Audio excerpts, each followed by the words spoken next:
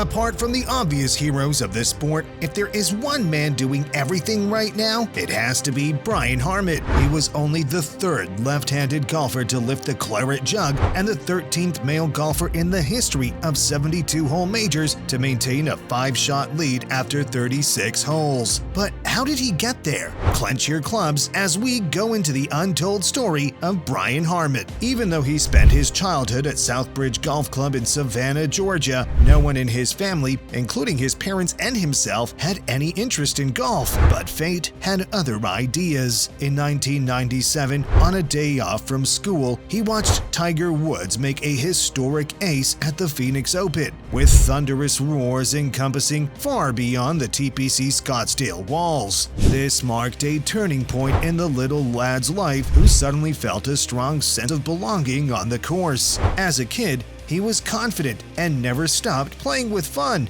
almost as if he had no inhibitions, an approach he openly wishes to rekindle professionally. During his golf days, he won the 2005 NCAA Preview and the 2006 Isleworth Invitational. But if you think that's surprising, did you know he also won the annual award for the highest grade point average 3 times? He followed that up with the Porter Cup in 2007 and, as a matter of fact, clinched a tournament record 22 under par 258. 3 years later, he finished in the top 10 in 11 of his 14 starts at the eGolf Professional Tour before racking his first pro victory at the Manor Classic by 3 shots. Renowned as a skilled shot maker with superb putting abilities, his playing style is quite well-rounded, depending on precision and not just power. Throw shade all you want, but his style works well for him, as can be seen on the 30th of August 2015 when he became the 3rd player in PGA Tour history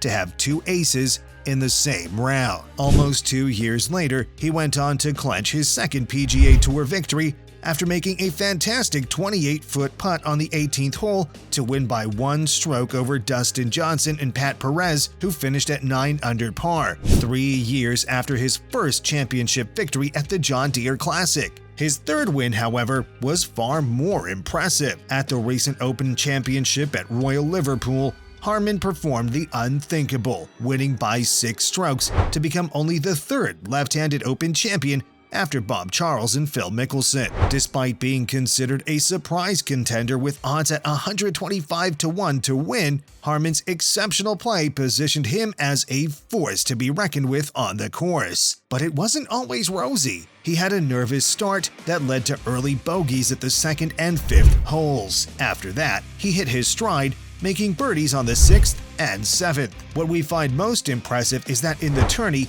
he also got consecutive birdies across 4 consecutive holes on the front 9, culminating in an eagle on the par 5 18th to secure an exceptional 6 under 65 in the 2nd round. With a cumulative score of 10 under 132 after 36 holes, he matched the previous 2 Open winners at Royal Liverpool, Tiger Woods in 2006 and Rory McIlroy in 2014. The records just kept piling. Harman became the 13th men's player in the history of 72-hole majors to hold a 5-shot lead after 36 holes. Fun fact, only Bobby Clampett at the 1982 Open and Henry Cooper at the 1936 Masters have relinquished such a lead. Whether you found Brian Harman's victory surprising or not, his dominating lead of 5 strokes at the halfway point was crazy enough to make even his biggest fans rub their eyes in disbelief. The almost unbeatable advantage gave him enough breathing space for the second half, but don't let that fool you.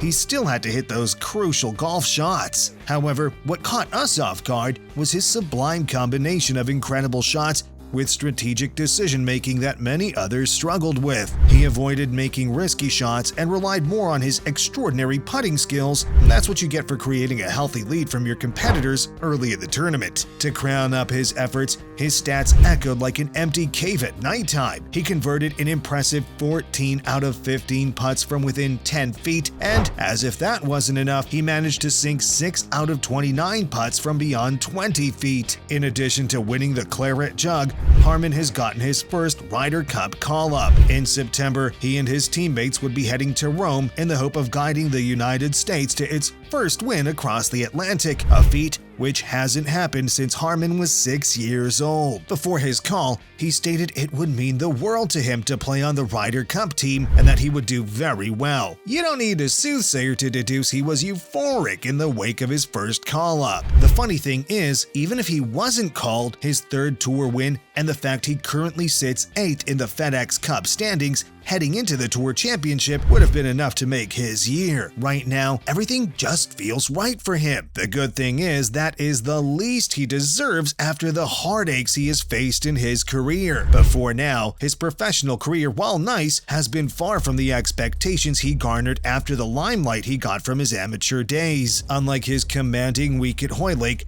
pole position hasn't always fared kindly for Harman. Remember his heartbreaking moment in 2015? In a shocking turn of events, Harman blew a 54-hole lead at the Travelers Championship to finish third behind the eventual winner, Bubba Watson. 2 years later, he held a one-stroke lead after 54 holes at the US Open, only to finish 4 behind champion Brooks Koepka. His worst moment was probably in 2019 when he faced a significant decline in form on the PGA Tour. He was highly inconsistent, resulting in several cuts throughout the year. I've just been kind of on the wrong side of everything and haven't been handling it particularly well. I got off to a bad start this year, but I just gotta kind of dig it out of the dirt, he explained. While many might have lost enthusiasm, Brian Harman is not like everyone else.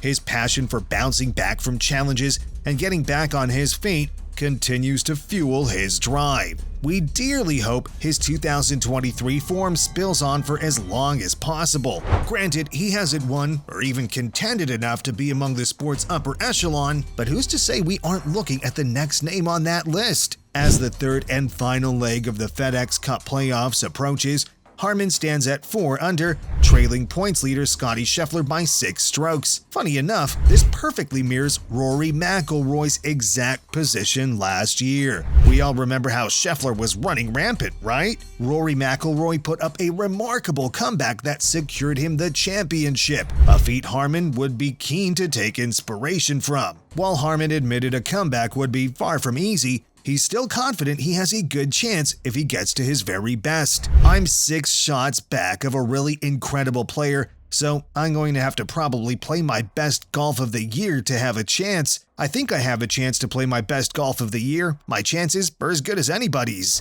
That being said, we can't help but feel Harman is at the crossroads of destiny. There aren't a lot of left-handed winners out there, hence why it was such a buzz being the first southpaw since Phil Mickelson in 2013 to lift the claret jug. As a matter of fact, he's only the 5th left-handed major champion. As his stocks keep rising, so will his impact on the sport. Who knows? He may grow to inspire upcoming left-handed golfers in the future, just as Woods ignited his love for the sport. Additionally, his love for accuracy and precision in a sport that often feels fixated on power is a breath of fresh air. The fact he also has a competitive spirit just feels like overkill. Nevertheless, the legacy of a golfer extends beyond their playing years. Harman may still be making a name for himself, but it would be intriguing to see what comes of his journey as he matures and hones his skills. He may be standing at 5'7" and not possessing towering tee shots like some of his competitors. Still, he compensates for it with his finesse around the greens,